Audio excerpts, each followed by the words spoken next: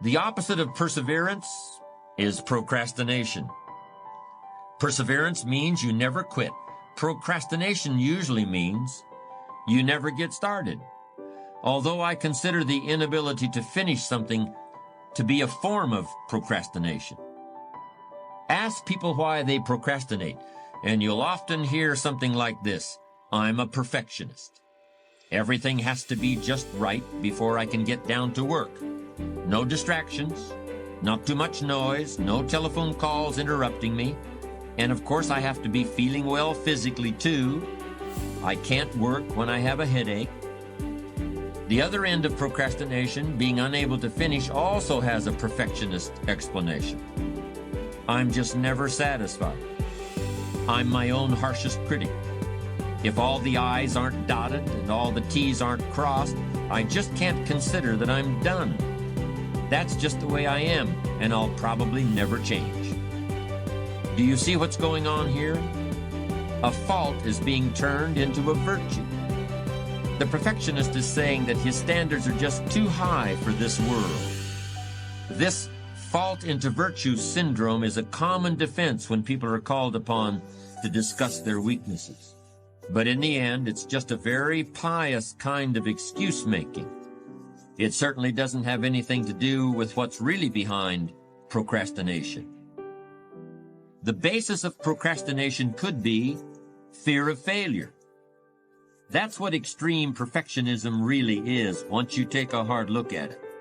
What's the difference whether you're afraid of being less than perfect or afraid of anything else? You're still paralyzed by fear. What's the difference whether you never start or never finish? You're still stuck. You're still going nowhere. You're still overwhelmed by whatever task is before you. You're still allowing yourself to be dominated by a negative vision of the future in which you see yourself being criticized or laughed at or punished or ridden out of town on a rail. Of course, this negative vision of the future is really a mechanism that allows you to do nothing. It's a very convenient mental tool. Well, I'm going to tell you how to overcome procrastination. I'm going to show you how to turn procrastination into perseverance. And if you do what I suggest, the process will be virtually painless. I'm going to be very specific about how you can do this. A moment ago, I referred to a negative vision of the future as a mental tool for inactivity. If you've been using that tool, I'm going to ask you to toss it aside and start using two other very powerful principles that foster productivity and perseverance instead of passivity and procrastination. The first principle is break it down. No matter what you're trying to accomplish, whether it's writing a book or climbing a mountain or painting a house, the key to achievement is your ability to break down the task into manageable pieces and knock them off one at a time. Focus on accomplishing what's right in front of you at this moment and ignore what's off in the distance someplace. Substitute real-time positive thinking for negative future visualization. That's the first all-important technique for bringing an end to procrastination. Suppose I were to ask you if you could write a 400-page novel. If you're like most people, that would be an impossible task. As soon as I ask you that question, a picture appears in your mind of a big fat book lying on a coffee table, hundreds and hundreds of words covering every page. Yes, somebody must have written the book that you see in your mind's eye, but that person surely wasn't you. But suppose I ask you a different question. Suppose I ask if you can write a page and a quarter a day for 1 year.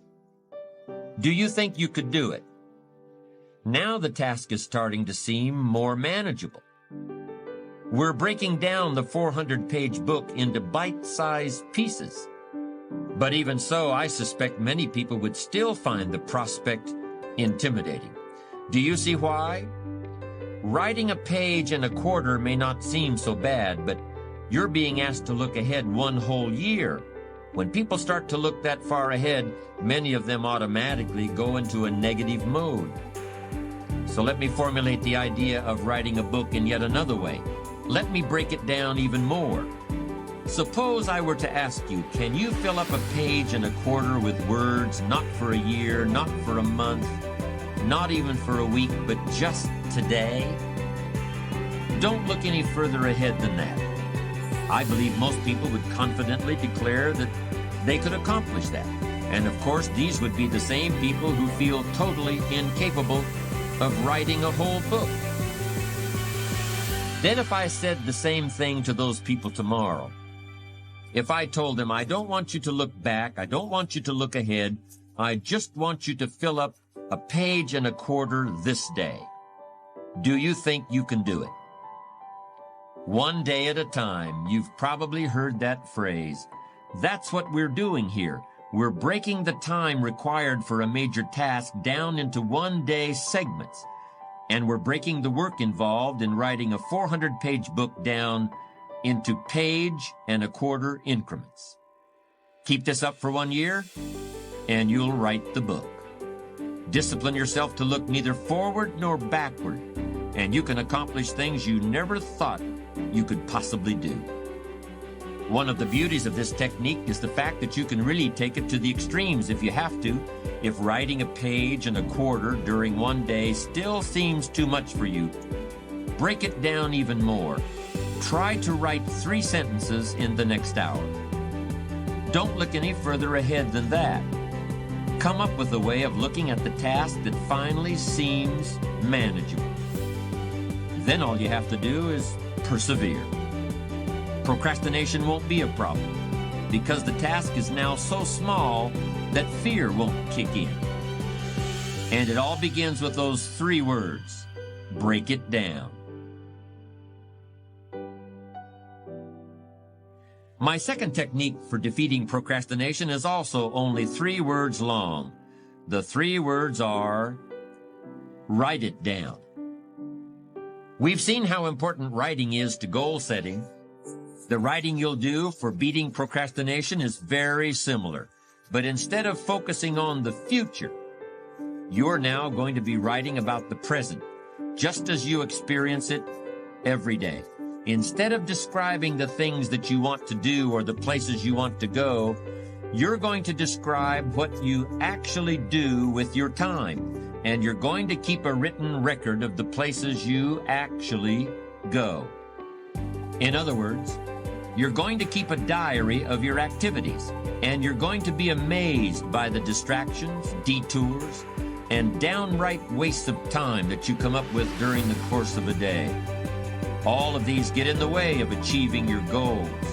For many people, it's almost like they planned it that way, and maybe at some unconscious level, they did.